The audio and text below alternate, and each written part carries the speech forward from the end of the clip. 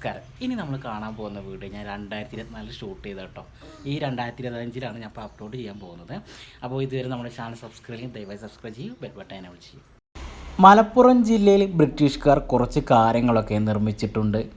അതിനൊരു ഉദാഹരണമാണ് ഷൊർണൂർ മുതൽ നിലമ്പൂർ വരെയുള്ള റെയിൽവേ പാത.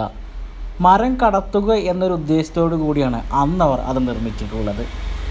അതുപോലെ തന്നെ ബ്രിട്ടീഷുകാർ നിർമ്മിച്ചതാണിത്. മലപ്പുറം ജില്ലയിലെ കൂട്ടിലങ്ങാടിയിലുള്ള പാലമാണിത്. 1911 ഈ പാലം ബ്രിട്ടീഷുകാർ നിർമ്മിച്ചിട്ടുള്ളത്. കോഴിക്കോട് പാലക്കാട് ദേശീയപാതയുടെ സമീപത്താണ് ഈ പാലം സ്ഥിതി ചെയ്യുന്നത്. 1911 PWD മദ്രാസാണ് ഈ പാലം നിർമ്മിച്ചിട്ടുള്ളത് എന്നതിനുള്ള തെളിവാണ് ഈ കാണുന്നത്. ഈ പാലത്തിലൂടെ ഇപ്പോൾ വണ്ടികളൊന്നും പോവാറില്ല. പലരും നടക്കാനായിട്ടാണ് ഈ പാലം ഉപയോഗിക്കുന്നത്. ഈ പാലത്തിൻ്റെ അടിയിലൂടെ ഒഴുകിപ്പോകുന്നത് ഭാരതപ്പുഴയാണ്.